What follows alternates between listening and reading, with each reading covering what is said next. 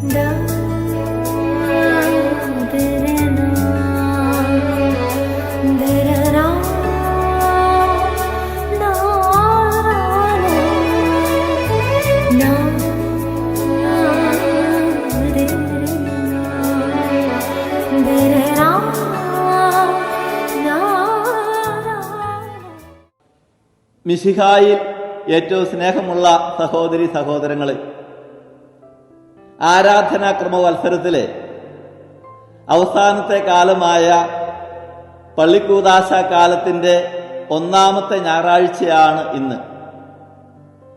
സഭയുടെ യുഗാന്തോന്മുഖത വെളിപ്പെടുത്തുന്ന ഈ കാലത്തിൽ 4 ഞായറാഴ്ചകളാണുള്ളത്. പഴയ നിയമത്തിലെ 4 കൂടാര പ്രതിഷ്ഠകളെ അനുസ്മരിച്ചുകൊണ്ടാണ് ഈ കാലഘട്ടം സജ്ജീകരിച്ചിരിക്കുന്നത്. മോശയുടെ സമാഗമ കൂടാര പ്രതിഷ്ഠ, ഇസ്രായേൽ ജനം ശീലോഹായി പ്രതിഷ്ഠിച്ച സമാഗമ പ്രതിഷ്ഠ, സോളമന്റെ ദേവാലയ പ്രതിഷ്ഠ, ജോഷുവായുടെയും സെറോബാബേലിന്റെയും ബലിപീഠ പ്രതിഷ്ഠ എന്നിവയാണ് 4 കൂടാര പ്രതിഷ്ഠകൾ. സഭാസമർപ്പണത്തിന്റെ ഈ കാലത്തിൽ രക്ഷിക്കപ്പെട്ട സഭയാകുന്ന മണവാട്ടി തന്റെ മണവാളനായ ഈശോ മിശിഹായിക്ക് സ്വയം സമർപ്പിച്ചുകൊണ്ട് സ്വർഗീയ മഹത്വത്തിലേക്ക് പ്രവേശിക്കുവാനുള്ള മുൻ ആസ്വാദനമാണ് നാം ഇന്ന് അനുസ്മരിക്കുക.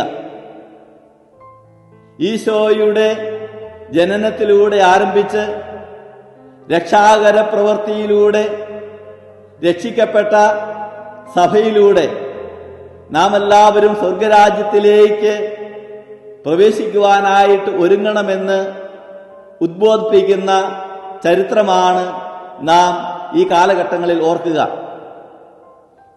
ഇന്നത്തെ സുവിശേഷം നമുക്ക് ധ്യാനത്തിനായി തന്നിരിക്കുന്നത് വിശുദ്ധ മത്തായിയുടെ സുവിശേഷം 16-ാം അധ്യായം 13 മുതൽ 19 വരെയുള്ള തിരുവചനങ്ങളാണ്. ഈശോയും ശിഷ്യന്മാരും കേസറിയ ഫിലിപ്പി പ്രദേശത്തെത്തിയപ്പോൾ ഈശോ ശിഷ്യന്മാരോട് ചോദിച്ചു,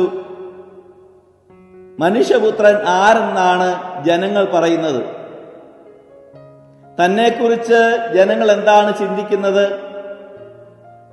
താൻ ആരാണ് എന്നാണ് ജനങ്ങൾ മനസ്സിലാക്കിയിരിക്കുന്നതെന്ന് അറിയുവാനായിട്ട് ആഗ്രഹിച്ച ഈശോ ശിഷ്യന്മാരോട് ചോദിച്ചപ്പോൾ ശിഷ്യന്മാർ വിവിധ തരത്തിലുള്ള ഉത്തരങ്ങൾ നൽകുകയാണ്. വിശുദ്ധ തോമസ് അക്വിനാസ് പറയുന്നത്, ലോകത്തിന്റെ അഭിപ്രായമല്ല, തന്നിൽ വിശ്വസിക്കുന്ന ജനത്തിന്റെ വിശ്വാസ പ്രഖ്യാപനമാണ് ഈശോ ഉദ്ദേശിച്ചത് എന്ന്.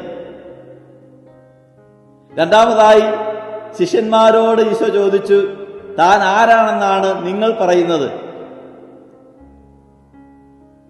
അതിനുത്തരമായിട്ട് വിശുദ്ധ പത്രോസ്ലീഹ, നീ ജീവനുള്ള ദൈവത്തിന്റെ പുത്രനായ മിശിഹായാകുന്നു എന്നാണ് ഉത്തരം നൽകിയത്. ഈശോ പറയുന്നത്, മാംസരക്തങ്ങളല്ല, സ്വർഗീയ പിതാവാണ് നിനക്ക് ഇത് വെളിപ്പെടുത്തി തന്നത് എന്ന്. കാരണം ഈ ഉത്തരത്തിൽ ഒരു ദൈവിക ഇടപെടൽ സംഭവിച്ചുവെന്ന് ഈശോ പത്രോസിനെ ബോധ്യപ്പെടുത്തി കൊടുക്കുകയാണ്. പത്രോസ്ലീഹായുടെ വെറും വാക്കുകളായിരുന്നില്ല ഇത്, മറിച്ച് ദൈവപുത്രനെ അനുഭവിച്ചറിഞ്ഞുള്ള ഹൃദയത്തിന്റെ ജീവിത സാക്ഷ്യമായിരുന്നു അദ്ദേഹത്തിന്റെ ഉത്തരത്തിൽ നിഴലിച്ചിരുന്നത്.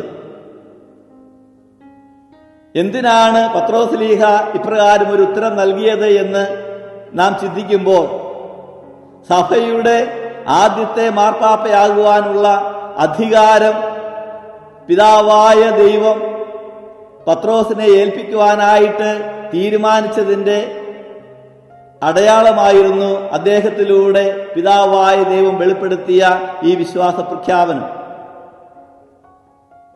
പത്രോസാകുന്ന പാറമേൽ തന്റെ സഭയെ സ്ഥാപിക്കുമെന്നും സഭയുടെ അടിസ്ഥാന ശിലയായി അദ്ദേഹത്തെ ഉയർത്തുകയും ചെയ്തുകൊണ്ടാണ് ഈശോ തന്റെ സഭയാകുന്ന ഈ കാലഘട്ടത്തിൽ അദ്ദേഹത്തെ ഫലമേൽപ്പിച്ചുകൊണ്ട് അദ്ദേഹത്തിലൂടെ ലോകാവസാനം വരെയും നീണ്ടു നിൽക്കുന്ന സഭയിലെ മക്കളെ മുഴുവനും സ്വർഗോന്മുഖരായി തീർക്കുവാനായിട്ട് ആഗ്രഹിച്ചത്. സ്നേഹമുള്ള സഹോദരീ സഹോദരങ്ങളെ, പിതാവായ ദൈവം തന്നെയാണ് വിശുദ്ധ തോമാശ്ലീഹായിലൂടെ ഈശോയെ കർത്താവും രക്ഷകനുമായി വെളിപ്പെടുത്തിയത്. അന്ധനായ മനുഷ്യൻ ദാവീദിന്റെ പുത്രനായ യേശു എന്ന് അദ്ദേഹത്തിന്റെ അധരത്തിലൂടെ പിതാവായ ദൈവം തന്നെയാണ് വെളിപ്പെടുത്തിയത്. ഇന്ന് ഈ കാലഘട്ടത്തിൽ ക്രൈസ്തവരായി ജീവിക്കുന്ന നമുക്ക് ഈശോ നമ്മോട് വ്യക്തിപരമായി ചോദിക്കുന്നുണ്ട്, ഞാൻ ആരാണ് നിന്നെ സംബന്ധിച്ചിടത്തോളം? നിന്റെ അനുദിന ജീവിതത്തിൽ, നിന്റെ പ്രവർത്തന മണ്ഡലങ്ങളിൽ, നിന്റെ കുടുംബ ജീവിതത്തിൽ, നിന്റെ സമൂഹ ജീവിതത്തിൽ എനിക്കുള്ള സ്ഥാനം എന്താണ് എന്ന് ഈശോ നമ്മോട് ഓരോരുത്തരോടും ചോദിക്കുകയാണ്.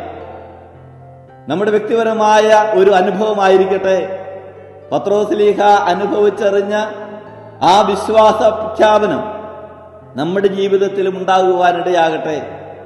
ഓരോ നിമിഷം ഈശോയെ അനുഭവിച്ചറിയുവാനും ആ അനുഭവത്തിലൂടെ രക്ഷാകരമായിട്ടുള്ള പങ്കുചേരൽ അനുഭവിക്കുവാൻ നമുക്ക് ഓരോരുത്തർക്കും ഇടയാകട്ടെ. അങ്ങനെ സ്വർഗോന്മുഖമായി ജീവിക്കുവാനായി നമുക്ക് ഓരോരുത്തർക്കും ഇടയാകട്ടെ. സർവശക്തനായ ദൈവം പത്രോസാകുന്ന പാറമേൽ തന്റെ സഭയെ സ്ഥാപിച്ചുകൊണ്ട് ആ സഭയിൽ നമ്മെ എല്ലാവരെയും വിളിച്ചു ചേർത്ത് സ്വർഗോന്മുഖമായി ജീവിക്കുവാനായിട്ടുള്ള വലിയൊരു ഉത്തരവാദിത്വം കർത്താവ് നമ്മെ ഏൽപ്പിക്കുകയാണ്. കർത്താവിന്റെ കരം പിടിച്ചുകൊണ്ട് സ്വർഗോന്മുഖമായി ജീവിക്കുവാൻ ഈ കാലഘട്ടങ്ങളിൽ ഏവർക്കും സാധിക്കട്ടെ.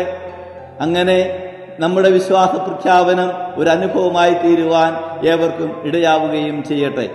സർവശക്തനായ ദൈവം നിങ്ങളെല്ലാവരെയും സമൃദ്ധമായി അനുഗ്രഹിക്കുകയും ചെയ്യട്ടെ.